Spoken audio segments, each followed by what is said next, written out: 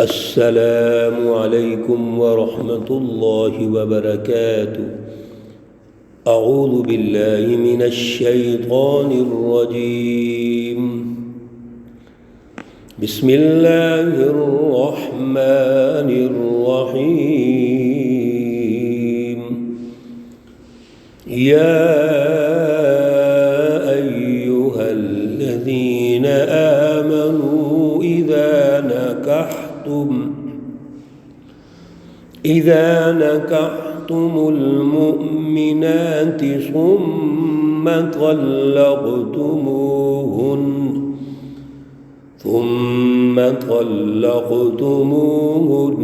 من قبل أن تمسوهن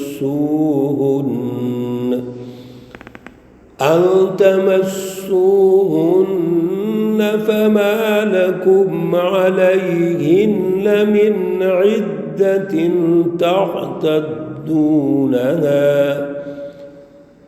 فمتعوهن وسرحوهن سراحا جميلا۔ صدق اللہ العلی العظیم۔ اللہم صل علی سیدنا ومولانا محمد النبی الأمی وعلى آلہ واصحابہ وبارک وسلم وصلی علیہ۔ معزز سامعین و سامعات، سورۃ الاحزاب پارہ نمبر 22، آیت مقدسہ نمبر 49 ہے۔ اللہ رب العزت اس آیت مقدسہ کا فہم اور شعور عطا فرمائیں اور عمل کی توفیق اور صلاحیت عطا فرمائیں۔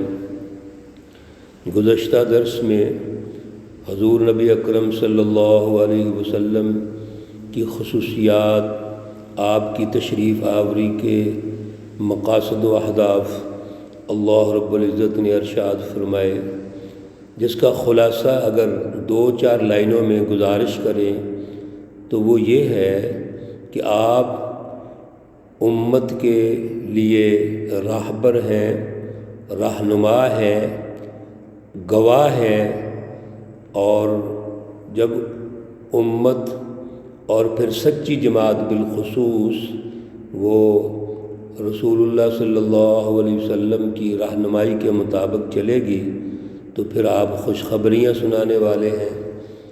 اگر امت میں سے کوئی آپ کی رہنمائی کے مطابق نہیں چلتا تو آپ اس کو الرٹ بھی کرتے ہیں، تنبیہ بھی فرماتے ہیں۔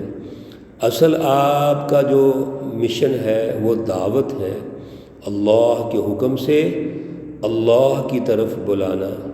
یہ آپ کی کوآرڈینیشن ہے کہ دنیا کے اندر آپ کو اللہ نے مبعوث فرمایا تاکہ انسانوں کو اللہ سے جوڑ دیں، انسانوں کا تزکیہ کریں، اعلیٰ تعلیم و تربیت دینے کے بعد اللہ کی پہچان پیدا کروائیں، خدا شناسی پیدا کرنے کے بعد انسانوں کے درمیان ایک ایسا سسٹم تشکیل دیں جو عدل کا نظام ہو۔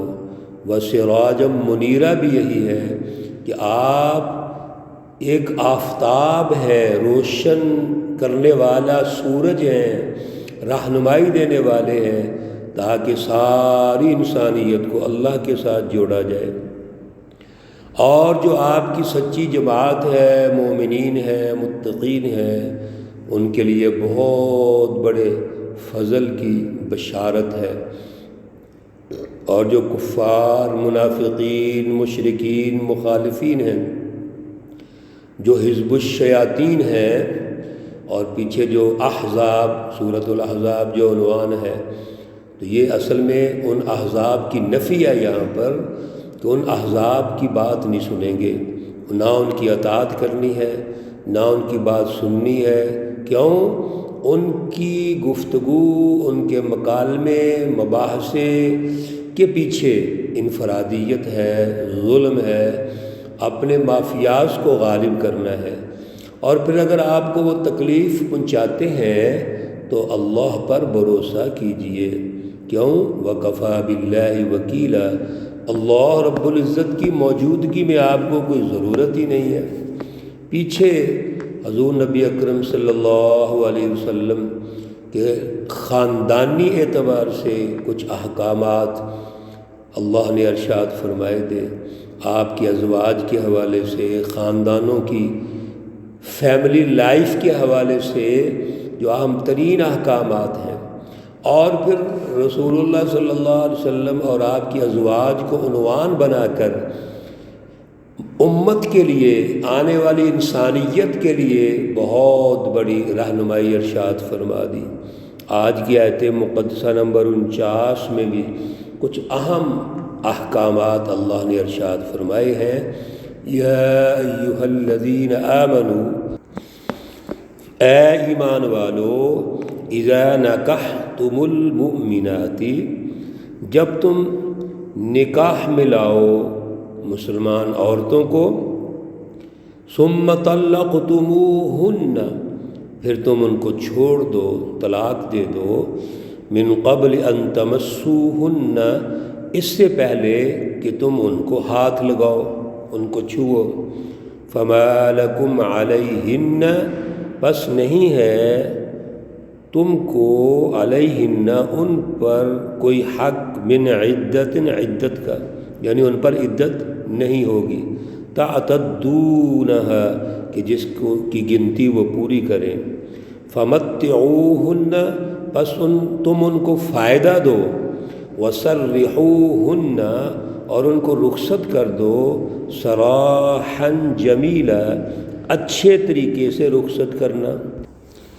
اس میں سب سے پہلے جو اللہ کا حکم ہے، رہنمائی ہے، وہ تو یہ ہے کہ جب کسی مرد کی عورت کے ساتھ شادی ہو جائے، یعنی نکاح ہو جائے، ایجاب و قبول ہو جائے، تو اس کو نکاح تصور کیا جائے گا۔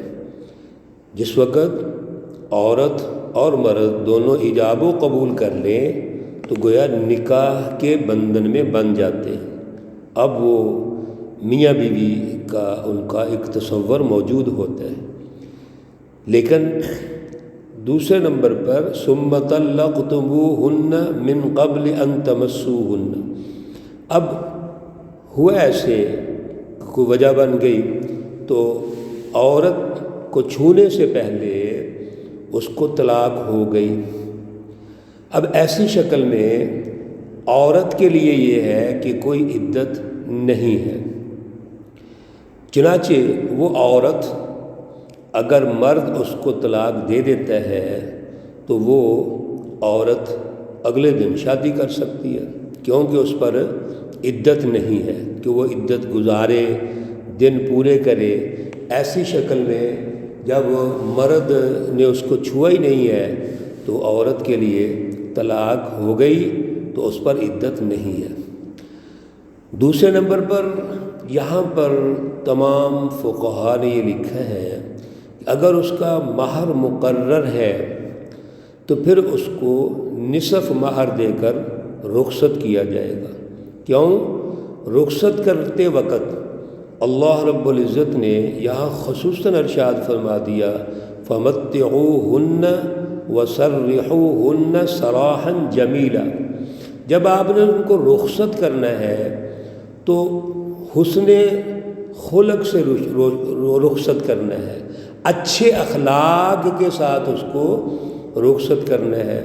بظاہر اگر ایسی حالت ہو جائے تو یقیناً ایک بہت بڑی دشواری ہے، نہ صرف میاں بیوی کے لیے، نئے جوڑے کے لیے، بلکہ خاندان کے لیے بہت بڑا مسئلہ بنتا ہے۔ دونوں خاندانوں میں مسائل پیدا ہوتے ہیں، اختلافات ہوتے ہیں، یقیناً ایک بہت بڑی پریشانی پیدا ہوتی ہے۔ لیکن اللہ رب العزت نے ایسی پریشانی کو بھی حسن اخلاق کے ساتھ، اچھے اخلاق کے ساتھ پیش آنے کا حکم ارشاد فرمایا ہے کہ چلیں جو ہونا تھا وہ ہو گیا، لیکن مرد کا کام یہ ہے کہ وہ اس کو رخصت کرے تو فائدہ دے کر رخصت کرے۔ اب اگر تو مہر اس کا مقرر ہے تو پھر نصف مہر دے کر رخصت کریں گے، لیکن اگر مہر مقرر نہیں ہے تو پھر اس کو وہ کوئی جوڑا دے کر اس کا ایک سوٹ لباس دے کر اور اس طرح کی اور چھوٹی چھوٹی چیزیں دے کر ان کو جس کا فائدہ ہو تو اس کو رخصت کیا جائے گا۔ وَسَرِّحُوهُنَّ سَرَاحًا جَمِيلًا، اور یہ جو حکم اللہ رب العزت یہاں ارشاد فرما رہے ہیں، اس کا مظہر بھی خود رسول اللہ صلی اللہ علیہ وسلم ہوئے۔ رسول اللہ صلی اللہ علیہ وسلم نے ایک خاتون سے شادی کی، امیمہ بنت شرجیل کے ساتھ آپ نے شادی کی۔ آپ جس وقت اس کے پاس جاتے ہیں تو وہ کہنے لگی اللہ تجھ سے پناہ دے۔ رسول اللہ صلی اللہ علیہ وسلم نے فوراً فرمایا کہ آپ نے بہت بڑی ہستی کی پناہ پکڑی ہے، لہٰذا اب آپ آزاد ہیں اور آپ فارغ ہیں۔ وہ عورت بڑی پچھتائی، آخر تک وہ اس محرومی کی وجہ سے پچھتاتی رہی، لیکن رسول اللہ صلی اللہ علیہ وسلم نے اس کو فارغ کر دیا اور اچھے طریقے سے فارغ کیا، اس کو کپڑے دیے اور چیزیں دیں اور دے کر فارغ کر دیا۔ تو اللہ رب العزت اپنے نبیوں کے ذریعے سے بعض مسائل سمجھاتے ہیں، صحابہ کے ذریعے سے سمجھاتے ہیں، ازواج النبی کو عنوان بنا کر خاندانی فیملی زندگی کے جو مسائل ہیں وہ اللہ سمجھاتے ہیں۔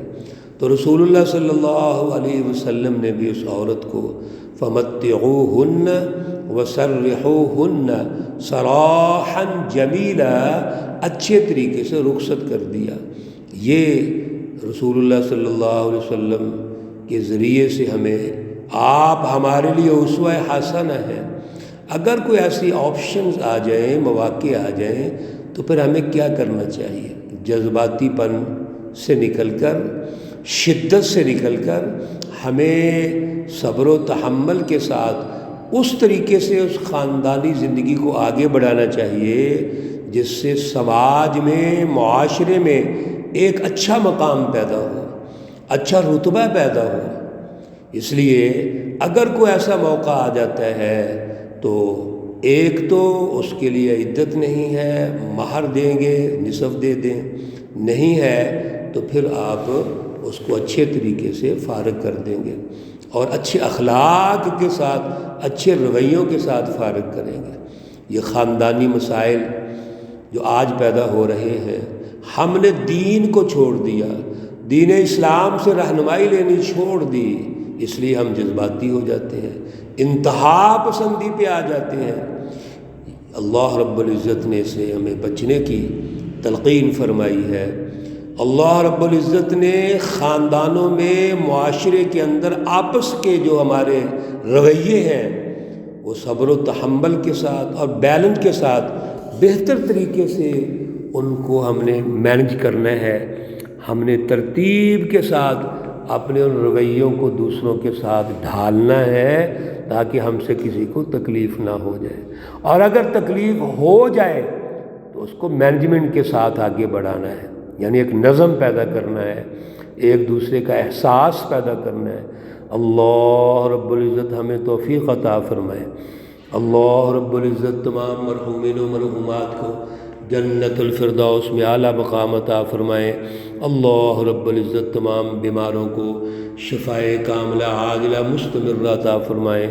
ربنا تقبل منا انك انت السميع العليم وتب علينا انك انت التواب الرحيم، وصلى الله تعالى على النبي الأمي محمد وعلى آله وأصحابه أجمعين برحمتك يا أرحم الراحمين۔